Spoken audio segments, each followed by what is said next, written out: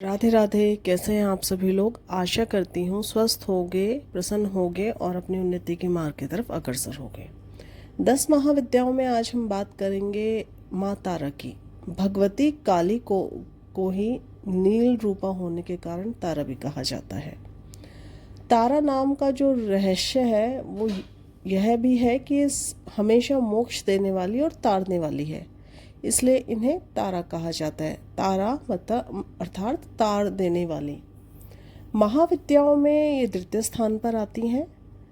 ये जातक को वाक शक्ति प्रदान करने में समर्थ होती हैं, इसलिए इन्हें नील सरस्वती के नाम से भी कहीं कहीं जाना जाता है।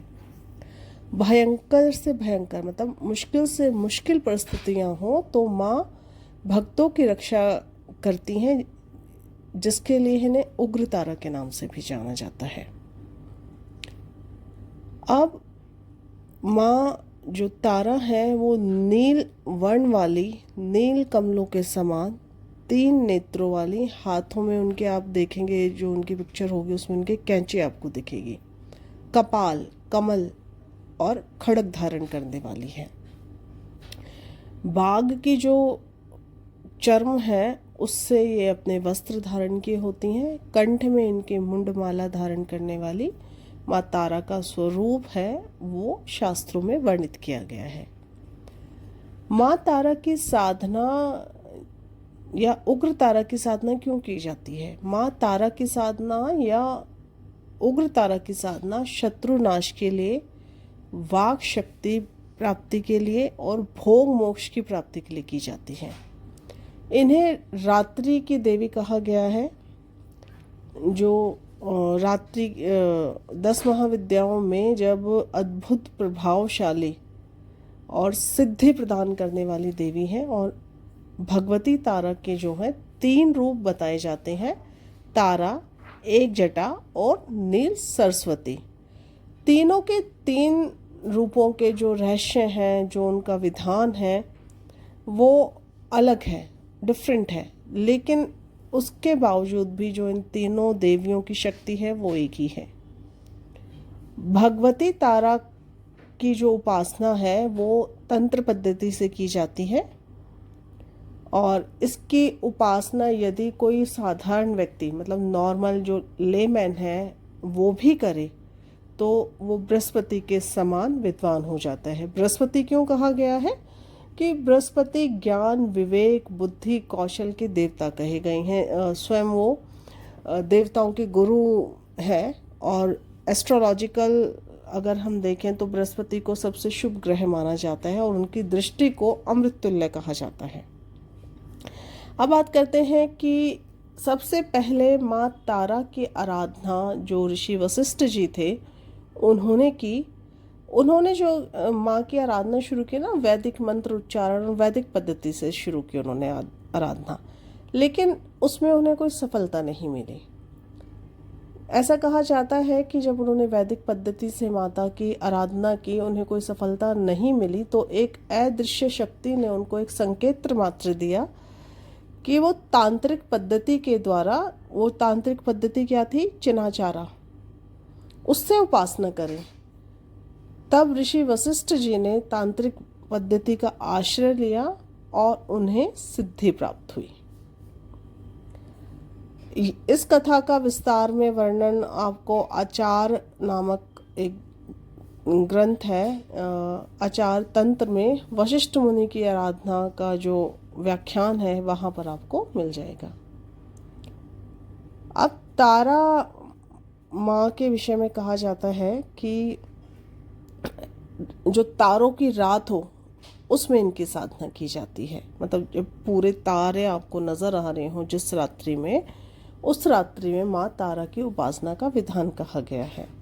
अभी जो हमारी चैत्र शुक्ल पक्ष की नवमी आएगी वो माँ तारा की रात्रि कही गई है। तो जो भी साधक माँ की आराधना करना चाहते हैं वो इस रात्रि पर बैठकर उनकी आराधना कर सकते हैं। भक्ति भाव से आप माँ भगवती की आराधना और साधना के पथ पे चलने के लिए आपको पुनः किसी गुरु या किसी अनुभवी व्यक्ति का मार्गदर्शन लेना पड़ेगा। वर्तमान समय में जो बिहार का सहरसा जिला है, जिसमें एक महिषी नाम का गांव है, वहाँ पर माँ की सिद्धपीठ विद्यमान है। वहाँ पर माँ तारा की तीनों जो मूर्तियाँ हैं, एक जटा, नील सरस्वती और तारा, तीनों इकट्ठी देखने को मिलती हैं। और ऐसा शास्त्रगत आता है कि ऋषि वशिष्ठ ने वहीं माँ की उपासना कर सिद्धि प्राप्त की थी। माँ तारा की उपासना के बारे में यदि और अधिक जानना हो तो महाकाल संहिता के काली खंड में आपको महाविद्याओं की एक उपासना का एक संपूर्ण और एक विस्तृत वर्णन मिलेगा। और माँ तारा का जो रहस्य है वो अत्यंत जो है चमत्कार वाला माना गया है। भगवती काली का ही रूप है माँ तारा, तो इनकी भी सिद्धि के लिए या इनकी भी पूजा उपासना के लिए आपको शरणागत होना पड़ेगा। तो ये तो बात है, वर्णन हुआ माँ तारा का, जो 10 महाविद्याओं में द्वितीय स्थान पर आती हैं। अब आगे हम जानते हैं माँ छिन्नमस्ता। छिन्नमस्ता के संदर्भ में एक कथा आती है कि एक बार माँ भवानी अपनी जो सहचरियाँ थी जया और विजया, उनके साथ मंदाकिनी नदी में स्नान करने गई। और स्नान के उपरांत माँ को भूख लगी, और जिसके कारण उनका जो शरीर था वो कृष्ण वर्ण का हो गया। उस समय उनकी जो सहचरियाँ थी तारा और विजया, उन्होंने भी कहा कि कुछ भोजन करने के लिए हमें दीजिए माँ। लेकिन देवी ने कहा कि आप थोड़ी प्रतीक्षा कीजिए। थोड़ी देर प्रतीक्षा करने के बाद पुनः उन्होंने आग्रह किया, निवेदन किया कि हमें भूख लगी है तो कुछ भोजन दीजिए। देवी ने उनसे कुछ देर और प्रतीक्षा करने के लिए कहा। इस पर जो सहचरियाँ थी उन्होंने देवी से बहुत ही नम्र भाव में और नम्र स्वर में कहा, माता अपने शिष्यों को भूख लगने पर भोजन प्रदान कर देती हैं, तो आप हमारी अपेक्षा क्यों कर रही हैं, मतलब आप हमें मना क्यों कर रही हैं। देवी ने जैसे ही अपनी सहचरियों के वचन सुने, उन्होंने अपनी खड़क से अपना सर काट दिया। कटा हुआ सर देवी के बाएं हाथ में आया और उनके गर्दन से ब्लड, जो रक्त था, उसकी 3 धाराएं प्रवाहित हुई। वो 2 धाराएं उन्होंने अपनी जो सहचर्या थी जया और विजया, उनकी ओर प्रवाहित की, और जिसे पीकर वो खुश होने लगी। और तीसरी धारा को देवी ने स्वयं पान किया। तभी से देवी छिन्नमस्ता के नाम से वो प्रसिद्ध हुई। यदि हम छिन्नमस्ता का आध्यात्मिक स्वरूप जाने तो वो बहुत महत्वपूर्ण और ज़रूरी है। यज्ञ छिन्न क्या है? यज्ञ शीर्ष की प्रतीक हैं ये देवी। श्वेत कमल पीठ पर खड़ी हैं। जो दिशाएं हैं, जो डायरेक्शन है, वो इनके वस्त्र कहे गए हैं। इनकी नाभि में योनि चक्र है। कृष्ण और रक्त, मतलब तम और रज गुणों की देवियां इनकी सहचर्याएं हैं। ये अपना शीश काटने के उपरांत भी जीवित रही, तो अपने आप में पूर्ण अंतर्मुखी साधना का ये संकेत है। ऐसा विधान है कि आधी रात में यदि कोई व्यक्ति छिन्नमस्ता की उपासना करता है तो उसकी सरस्वती सिद्ध हो जाती है। सरस्वती मतलब विद्या की जो देवी हैं, ज्ञान की जो देवी हैं, वो माँ छिन्नमस्ता की जो उपासना है वो किस लिए की जाती है? शत्रु बहुत ज़्यादा हो गए हों, आपके चारों तरफ शत्रु हों, उसके लिए आप छिन्नमस्ता की उपासना कर सकते हैं। समूह स्तंभन, कहीं पूरे एक समूह को, एक अच्छी खासी जो लोगों की संख्या हो, वहाँ उन लोगों का आपने संबंध करना, आपको कहीं स्पीच देनी हो और आप चाहें कि सामने वाले लोग हमें बैठकर सुने अच्छे से, ध्यान से, वो सिर्फ मंत्र मुग्ध होकर आपको सुनते रहें, तो वो समूह स्तंभन।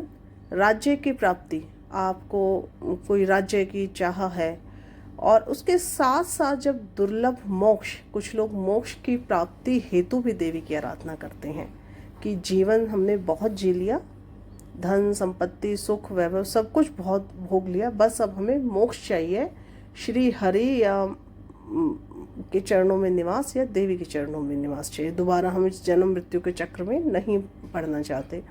तो वो लोग भी माँ की आराधना करते हैं, उनकी उपासना करते हैं। पूर्ण तरह अंतर्मुखी साधना है देवी की कि अपने आप में चुपचाप अपनी साधना करते रहिए। विद्वानों ने जब सिद्धि की चरम सीमा का जो निर्देश माना है, योग शास्त्र में कहा गया है कि हमारी ना 3 ग्रंथियां होती हैं, जो ब्रह्म ग्रंथि, विष्णु ग्रंथि और रुद्र ग्रंथि जिनको कहा जाता है। ऐसा कहा जाता है कि जब ये तीनों ग्रंथियों का भेदन हो जाए तो जो भी योगी है या जो भी पर्सन है उसको पूर्ण सिद्धि प्राप्त हो जाती है। मूलाधार जो है आपका ब्रह्म ग्रंथि माना गया है, मणिपुर चक्र है जो आपका वो विष्णु ग्रंथि कहा गया है, और आज्ञा चक्र है जो आपका, आज्ञा चक्र को रुद्र ग्रंथि कहा गया है। अब मणिपुर चक्र के नीचे की जो नाड़ियां हैं उनमें काम और रति का मूल है, उसी पर जो माँ छिन्नमस्ता है उनकी शक्ति को आरूढ़ माना गया है। और जब ये ऊपर की तरफ प्रभाव होने पर, जैसे ही कोई मेडिटेशन पे बैठता है, सिद्धि के लिए बैठता है, तो जो शक्तियां हैं वो ऊपर की तरफ प्रभावित होने लगती हैं और उससे आपकी रुद्र ग्रंथि का भेदन होता है और व्यक्ति को सिद्धि प्राप्त होती है। अब मणिपुरी चक्र है, वहाँ जो है आपके नाभि में होता है, इसका रंग पीला है और ये अग्नि तत्व से जुड़ा हुआ है। मूलाधार बिल्कुल बेस चक्र है जो आपकी कमर की हड्डी के जो मूल में वहाँ पर व्याप्त होता है। अब बात करें आज्ञा चक्र की, तो आज्ञा चक्र ये आपके ललाट मतलब आपके फोरहेड पर होता है, जहाँ हम थर्ड आई कहते हैं इसको।